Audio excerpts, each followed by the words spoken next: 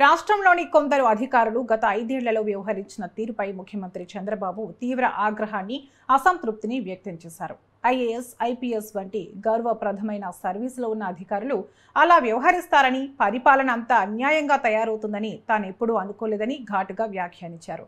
గత ప్రభుత్వంపై ప్రజల్లో అంత కసి, నిస్పృహ వచ్చాయంటే గత 5 ఏళ్లలో జరిగిన విధ్వంసకర ప్రజా వ్యతిరేక విధానాలే కారణమని, ఈ విషయంలో కొందరు ఐఏఎస్, ఐపీఎస్లకు కీలక పాత్ర ఉందని ఆయన పేర్కొన్నారు.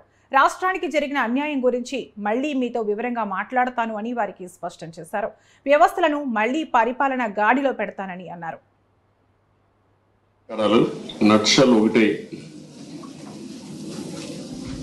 ఫస్ట్ టైం నేను 95లో సీఎం అయ్యాను. Some of the officers are working at that time. మీలో కొంతమంది 4th టైం. కానీ ఎప్పుడు కూడా నాకు ఇంత కన్సర్న్ కలగలేదు. First time I'm concern. Administration, all India services కానీ అటు ఐపీఎస్, ఇటు ఐఏఎస్ లేకపోతే ఐఎఫ్ఎస్, మోస్ట్ రెస్పెక్టబుల్ సర్వీసెస్,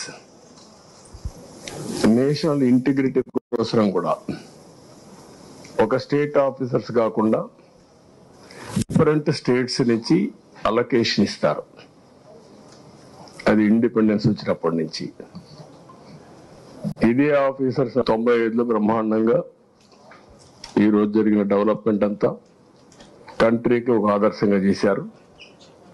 కానీ ఈ 5 ఏళ్ళు మాత్రం ఏం చేశారో మీరే ఆత్మవిమర్శ చేసుకోవాలి. I don't want tell all these things now. ఎందుకంటే నేను చూసిన తర్వాత అడ్మినిస్ట్రేషను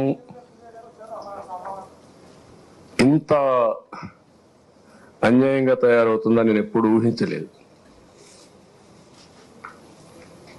డెవలప్మెంట్ కూడా నేను చూస్తున్నా, నిన్నటి నుంచి చూస్తున్నా. డిపార్ట్మెంట్స్ అన్ని కూడా డీఫంక్ట్ అయినాయి, సిస్టమ్స్ అన్ని కూడా డీరేల్ అయిపోయినాయి. నేను మాట్లాడతాను, నా మీద ఒక పవిత్రమైన బాధ్యత ఉంది. ఎప్పుడూ లేనంత ఫ్రస్ట్రేషన్, కమోషన్ ప్రజల్లో వచ్చిందంటే దానికి కారణం ఈ 5 ఏళ్ళు ఈ రాష్ట్రంలో జరిగినటువంటి పనులే కారణం.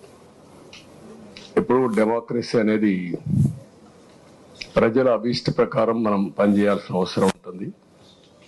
ఆ విధంగా సరే, నేనేదో బాధతో నాకు జరిగిన అన్యాయం కాదు నేను మాట్లాడేది.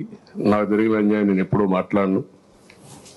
కానీ రాష్ట్రానికి జరిగిన అన్యాయం అవన్నీ మళ్ళీ ఒకసారి మాట్లాడతాను మీ అందరితో. మాట్లాడిన తర్వాత ఏ విధంగా మనం అడ్మినిస్ట్రేషన్ స్ట్రీమ్ లైన్ చేయాలో చేస్తాం. నిన్నే ప్రమాణ స్వీకారం చేశాను. ఈరోజే ఫస్ట్ వచ్చి ఒక 2 నిమిషాలు ఇక్కడ స్పెండ్ చేశాను. రేపు ఎల్లుండిగా నాకు కొన్ని పనులు ఉన్నాయి, అవన్నీ పూర్తి చేసుకుని మళ్ళీ వస్తాను. ఫుల్ అడ్మినిస్ట్రేషన్ పెట్టిన తర్వాత మీ అందరితో మాట్లాడతాను.